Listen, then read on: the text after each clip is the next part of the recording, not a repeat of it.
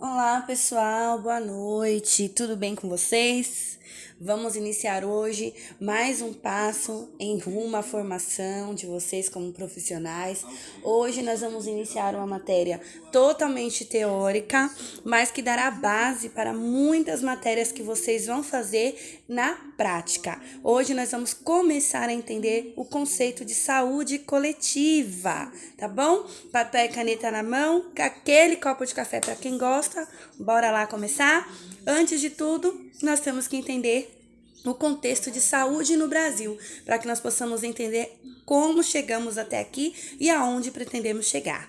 Então, inicialmente, passou-se a pensar em saúde no Brasil a partir de Dom Pedro, quando se mudou para cá com a família real. Mas não era nada amplo, nem nada para todos, como é hoje. Era apenas a vacinação para crianças contra a varíola e controles de higiene em busca assim de diminuir a incidência de tuberculose, malária e febre amarela, mas algo bem delimitado, especificamente para uma classe, né? Para a elite da época.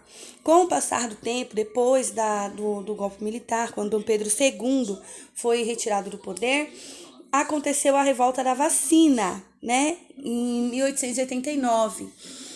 Nesse período, o médico atuante era Oswaldo Cruz, era um da época, um cientista muito evoluído, e o intuito era a vacinação para prevenção. No entanto, a forma como eles fizeram isso é que foi incorreta, né? Eles usaram a força e a autoridade militar. Então, as pessoas eram forçadas a se vacinar, as casas foram invadidas, alguns foram expulsos, outros foram colocados em isolamento, tudo realizado com força e violência. Porque ainda existia-se uma grande resistência à vacina. Nem todos ainda acreditavam que o intuito da vacina era a prevenção. Não existiam estudos como existem hoje. Era tudo muito especulativo ainda. Com a evolução da sociedade, em 1923, foi criada a Lei Eloy Chaves. Essa lei, já existiam pessoas de fora do Brasil, muitos europeus morando aqui e trabalhando no Brasil, e foi voltado para essas pessoas, para os trabalhadores. Aí criaram-se caixas de aposentadoria e pensão, que era mantida pelas empresas para que pagasse atendimento médico aos funcionários, à família, pensão por morte para viúvas ou desconto em medicações. Mas isso era algo bem específico, só para essas pessoas que trabalhavam. Com a era Getúlio Vargas, né, o presidente Getúlio Vargas já criou o Ministério da Educação e Saúde. No entanto, o foco dele foi mais educacional, né? Aí aquelas caixas de aposentadoria e pensão que foram criadas na Lei Eloy Chaves, elas foram substituídas por institutos de aposentadoria e pensões, e a partir daí foram criados sindicatos. Então isso já não era mais gerido pelas empresas. A responsabilidade organizacional agora era dos sindicatos, tá? Aí, em 1960, houve uma melhoria nisso, que aí criou-se a Lei Orgânica da Previdência Social, que unificou os sindicatos e os IAPs. Só que assim, essas leis trabalhistas não abrangiam trabalhadores rurais, empregados domésticos nem funcionários públicos. Eles continuavam de fora e eles continuavam sem ter a proteção e acesso à saúde. Em 1967, após um novo golpe militar, criou-se o INPS, né, o Instituto Nacional de Previdência Social, que aí já abrangeu um pouco mais, expandiu um pouco mais o atendimento. Já numa época mais recente, né, em 1988, foi estipulada e estabelecida a Constituição Nacional. E essa Constituição, ela diz que o quê? Saúde é um direito de todos e é um dever do Estado. A partir daí, então, criou-se foi a obrigatoriedade de se implantar um modelo de saúde pública no Brasil, que pudesse prover assistência de saúde a todo e qualquer cidadão brasileiro. E o que é saúde pública, gente? É o que envolve, o que busca a promoção, a recuperação e a proteção da saúde da comunidade num todo. Não vai cuidar apenas de uma pessoa específica, mas sim de um montante.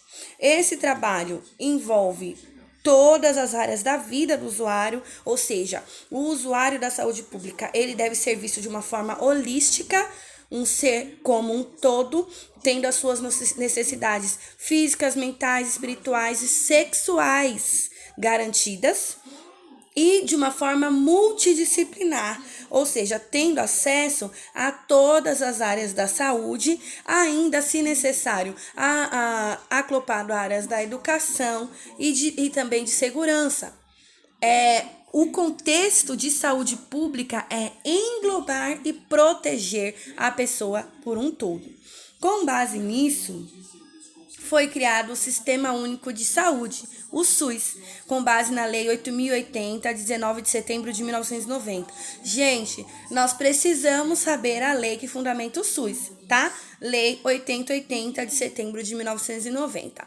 Essa lei é que dá estrutura e organização ao Sistema Único de Saúde, que é o SUS. E, a título de informação, a lei orgânica do SUS, ela é tão bem estruturada que países desenvolvidos como a Alemanha e a Inglaterra procuraram compreender o modelo brasileiro para implantar em seus países. Claro que a diferença da evolução social, o contexto político e econômico faz com que em outros lugares funcione até um pouco melhor do que aqui. Vamos lá. O SUS é um dos maiores, melhores e mais complexos sistemas de saúde pública do mundo. Por quê? O SUS ele abrange desde um controle de pressão arterial na atenção primária até o transplante de órgãos e, inclusive, a adequação de gêneros. Então, é um atendimento integral e universal gratuito para toda a população do país. Claro que dentro das possibilidades e das regiões. A gestão do SUS, ela é feita pelas 3 esferas de poder, né? Que é a federação, né? Que é a União, o país, o estado e os municípios. No entanto, o SUS ele é descentralizado. Quer dizer, eu vou explicar para vocês mais ali para frente. Quer dizer que para cada região tem a sua atenção necessária. E o que engloba no SUS? A atenção primária, média e alta complexidade, que é o atendimento básico, o atendimento mais avançado e o atendimento complexo, tá? Serviços de urgência e emergência, atenção hospitalar e pré-hospitalar, e os serviços de vigilância epidemiológica, que é o que vai garantir o controle e erradicação de algumas doenças. Também a vigilância sanitária, ambiental e assistência farmacêutica, porque através do SUS os usuários também têm acesso à medicação. E quais são os princípios em que se baseia o SUS? A universalização, que a saúde é um direito de todas as pessoas e o Estado é obrigado a garantir e assegurar esse direito, tá? E proporcionar o acesso aos serviços e garantir a todas as pessoas, independentemente de sexo, raça, ocupação, religião, que esse atendimento seja dado com dignidade, tá? A equidade. O que é a equidade? É diminuir as diferenças, diminuir a desigualdade. Mas o que o princípio da equidade quer dizer? Que para diminuir a desigualdade, eu preciso investir aonde a carência é maior. Então, qual que é o princípio da equidade? Se eu tenho um paciente que não tem possibilidade de ter acesso às coisas mais básicas de saúde, eu tenho que investir mais nessa região para que ele possa ter a mesma qualidade de um paciente que está numa região que tem acesso a tudo. Então, equidade é investir mais aonde a carência é maior.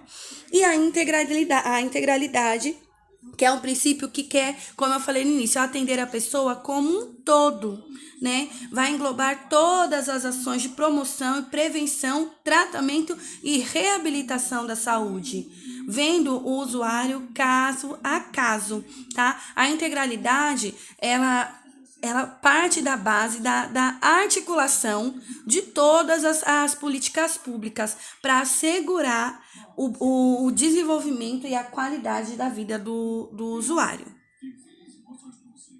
E os princípios organizativos do SUS. A regionalização e hierarquização, né? Os serviços, gente, devem ser em nível crescente. Ou seja, o paciente ele é atendido inicialmente na unidade básica, que é a atenção primária, e de acordo com os agravos é que vai evoluindo. O paciente não vai direto para um hospital de referência para receber um diagnóstico. Ele começa primeiro o atendimento no nível básico e aí vai evoluindo até a necessidade dele, caso seja necessário chegar no atendimento de alta complexidade, tá? A descentralização do SUS, né, do Comando Único, quer dizer o quê? Que é para que o serviço tenha maior qualidade e a garantia do controle e fiscalização. Então, se tira o poder da mão de apenas um, se fraciona o poder, a organização do SUS, é mais fácil ele ser monitorado e o usuário tem mais possibilidade de acompanhar o processo do SUS, tá? A participação popular faz parte da lei do SUS, então a sociedade deve participar do dia a dia, tem acesso às informações e inclusive os usuários eles podem fazer parte de associações para ajudar na organização do SUS, tá bom? As bases do SUS. O SUS vai funcionar a partir de duas bases. A atenção básica, que é o conjunto de ações individual e coletivo para promoção e prevenção de agravos. Também na atenção básica se inicia o diagnóstico e os tratamentos iniciais, né? E a reabilitação e manutenção da saúde quando volta da contrarreferência. E o principal programa é o programa Saúde da Família, né? Que vai desenvolver atividades para todos os grupos em diferentes fases da vida. Então, vai ter pré-natal, vai ter o CD para acompanhar o crescimento da criança, tem o planejamento familiar para evitar uma gravidez indesejada, o atendimento a adolescentes, a vacinação de adolescentes com orientação sexual, programa de saúde do adulto, saúde do idoso, saúde da mulher, além do NASF, que vai englobar aí todos os sentidos do atendimento, inclusive no que se diz respeito a nutricionista, psicólogo, dentista e educador físico. Certinho, galera? Vamos lá. E tudo isso precisa de números, de estatísticas para que aconteça. Então, existe, baseado, né, na lei do SUS, foi criada a vigilância epidemiológica. E o que é? É um conjunto de ações que proporciona o conhecimento para detecção e prevenção de qualquer fator que seja um determinante ou um condicionante para a saúde ou para interferir no processo saúde e doença coletiva. E a finalidade da vigilância epidemiológica é recomendar e adotar as medidas de prevenção e controle de doenças e agravos. Por exemplo, numa pandemia, é a vigilância epidemiológica que identifica este processo e é a partir dos dados de notificações da vigilância epidemiológica que se desenvolve um projeto e se traça uma linha de ação como resposta. Então, não existe ação de prevenção e controle sem a vigilância epidemiológica, tá? E também é função da vigilância epidemiológica a detecção, a organização e a resposta a emergências em saúde, tá? Bem como promover e controlar as doenças de controle por imunopressíveis, que é isso? A distribuição de vacinas, né? O controle sobre a transmissão de vetores, a orientação, a capacitação profissional e também o subsídio para o tratamento de doenças e agravos, ou seja, a vigilância epidemiológica é um fator imprescindível, importantíssimo dentro do SUS para que possa funcionar, ok? Gente, essas aqui são as nossas referências. Como eu falei, a nossa aula é bem teórica, mas o assunto é legal, espero que vocês gostem. Na próxima aula, nós vamos entender o processo saúde e doença, Porque ser saudável não quer dizer que não tem nenhuma doença. E ter uma doença não quer dizer que não é saudável. E nós vamos aprender também os níveis de assistência, tá bom? Dúvidas? Claro, porque o conhecimento gera dúvida. E eu aguardo vocês no chat. Bora lá!